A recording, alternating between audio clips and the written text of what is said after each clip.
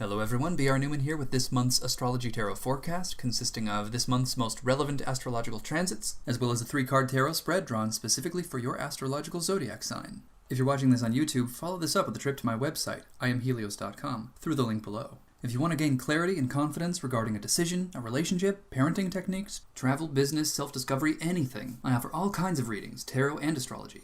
And if you're at all interested in learning how to do this stuff, I have an epic course enrolling now that you're going to want to know about.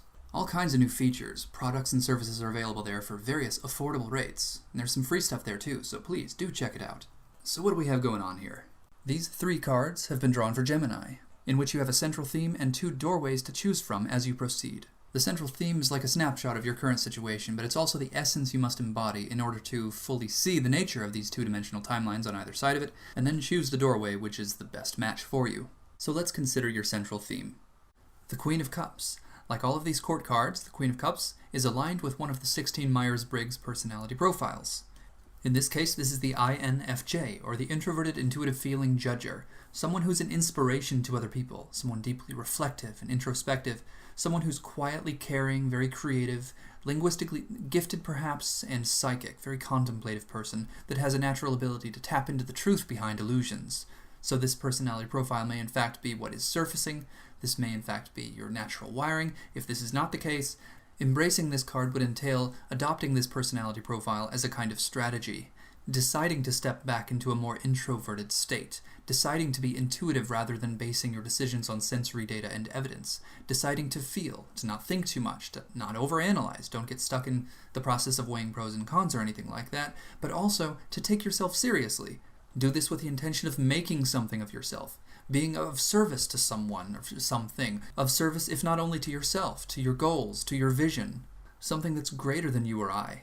Embracing this personality as a method, as a strategy, might bring with it psychic gifts, creative abilities, beyond what you had thought possible before. So this shift in perspective, or this shift in attitude or approach, may bring with it some surprising new ingredients. If this personality profile already seems to be a match, this is simply a matter of being yourself, which, truth be told, is not always easy.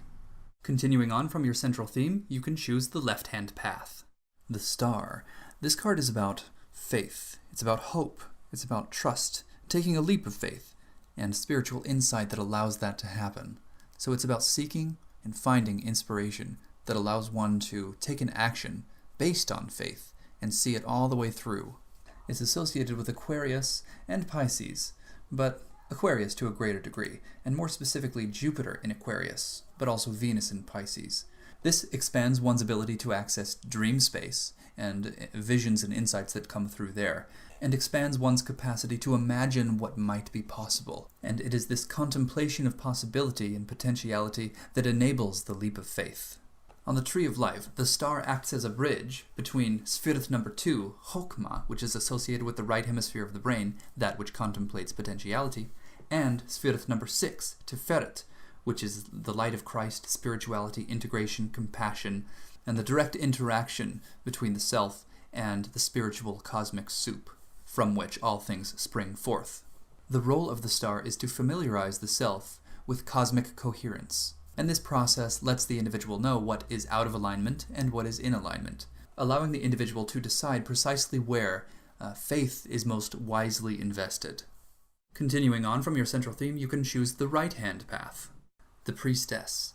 This major arcana card is all about tapping into the source of your power, the great cosmic soup that gives birth to all things, the source of the cosmos, the source of miracles, the source of life itself.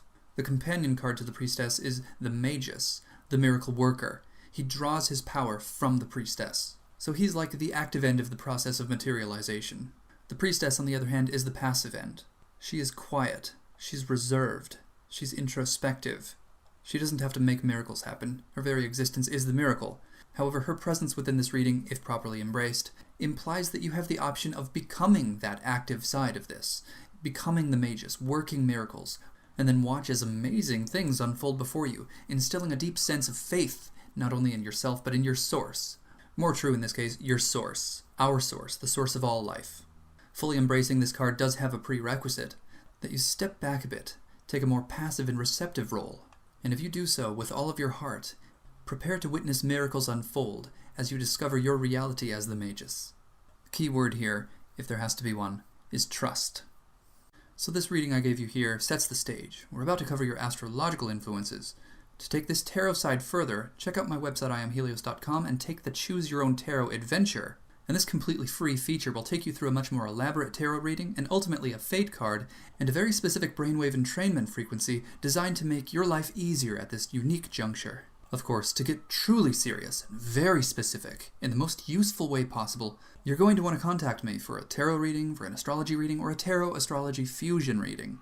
You'll be so glad you did. Now here are the most relevant transits for this month. You might want to write down some of these dates. Starting off, we have on February 3rd, Mercury in Aquarius sextile Mars in Sagittarius. An excellent window of time for getting really clear about large-scale dreams, communicating your feelings and thoughts. Enthusiastic expression can do a lot to help you get really clear about your ideas, to help you solidify them, to help you actualize them. On the 3rd of February, you have Venus in Aquarius square Jupiter in Scorpio, and this can at times be problematic because it can bring challenges regarding money, love, and communication, and considering that juxtaposed with the Mercury in Aquarius sextile Mars in Sagittarius, this could cause confusion. This can bring a slight bump in the road, a temporary confusion or obstacle that compels you to increase your effort, to strengthen something, to get a little more clear and more certain, so you can burst through the obstacle, training yourself to have an easier time with similar obstacles in the future, so it's not without purpose. And then on February 6th, there's a transit that could be rather pleasant, Venus in Aquarius sextile Uranus in Aries. You might find that you have a little more social grace, and a little better luck when it comes to your love life and your finances. Artistic expression could come quite easily at this time. This is a wonderful time for launching something new, a new idea, a new business idea, or making romantic suggestions to your partner or to someone new. On the 10th, you'll have the Sun in Aquarius square Jupiter in Scorpio. So this is where exaggeration can happen. You might overestimate yourself, so just be cautious. Stay humble, stay realistic, make sure you have all of your details in order before you take action. Just be cautious. In Jupiter in Scorpio, you might find yourself to be a little loopier than usual on that day. You might find yourself staring off into the distance, unable to fix your attention on what you need to fix your attention on. Don't worry, though, about this fleeting transit. If you have to focus your mind and you have to concentrate on that day, this is also a wonderful day for collaboration, so don't be afraid to ask for help. With the Sun in Aquarius, sextile Uranus in Aries, all forms of collaboration are really positively aspected, so you might consider bringing someone else in to help you get the job done, whatever that job happens to be. On February 15th, you'll have the new moon in Aquarius. Now this is a big deal. This is when creative solutions might come into your mind. It's like getting upgraded. This is the Epiphany Day. You might find that such realizations and blasts of clarity can come to you through communication, through collaboration, so this has been a repeating theme thus far this month. On February 17th, you'll have the Sun in Aquarius conjunct Mercury in Aquarius, so this is when your mind expands, your intellectual capacity increases, and your focus definitely by now will have returned to normal, but you might find yourself, kind of boosted beyond your usual capacity. And then on the 21st, you'll have Venus in Pisces conjunct Neptune in Pisces. Again, referring back to collaboration being enhanced this month, this carries with it implications that collaborative creative efforts could blossom into something more, whether this means something romantic or that the project, whatever it is that you're working on together, goes further than you would expect it to go, turning into something more beautiful than you anticipated. On the 25th, you'll have Venus in Pisces square Mars in Sagittarius.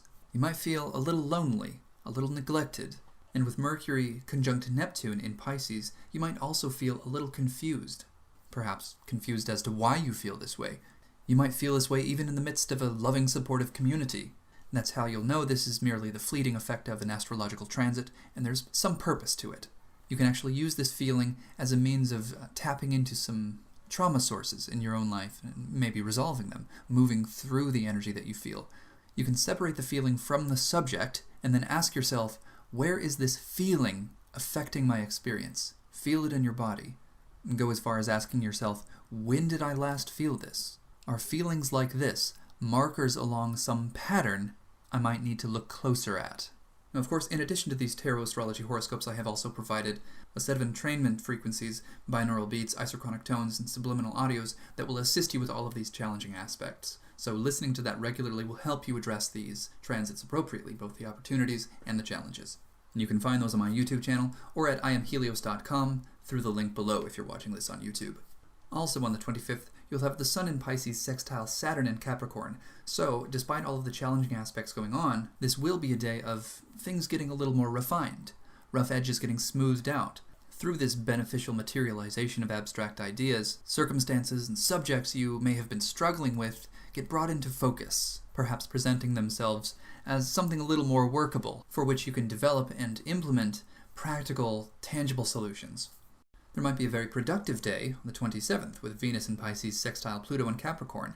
This makes for intuitively guided creativity derived from practical considerations, meaning that your intuition will guide you in the direction of developing systems that actually work to materialize your vision, rather than doing what it sometimes does, guides your awareness and your attention towards some figment of your imagination, some castle in the sky that'll never find its way into the material realm.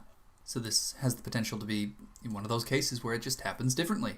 And I certainly recommend taking advantage of this day because on the 28th, the following day, you have Mercury in Pisces square Mars in Sagittarius. So this is where misunderstandings can take place, and you might find that your communication is stifled.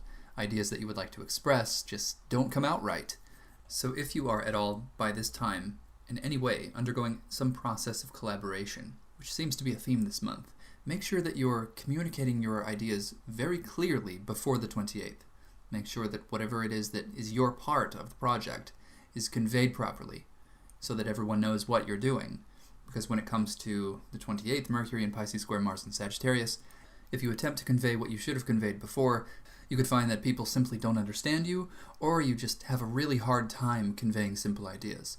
They may eventually understand, but you'll have to work harder to get there. Fortunately, the solution is written into this day, because also, on the 28th, you'll have Mercury in Pisces sextile Pluto in Capricorn, so this is when compassionate communication can go a long way. And this, of course, implies that any misunderstanding that might take place because of Mercury in Pisces square Mars in Sagittarius may be due to an apparent lack of consideration or compassion. So to ensure that you are on guard for misunderstandings, be especially compassionate and cautious with all forms of communication that take place under the influences of these transits. So that's a wrap for this one. Check out all of the new features on my website. Of course, you know I offer readings, astrology readings, tarot readings, and astrology tarot fusion readings. And as you may already be aware, Tarot Secrets Revealed, the Ultimate Tarot Mastery course, is now enrolling, and you can secure your spot within the course for as little as $33 per month.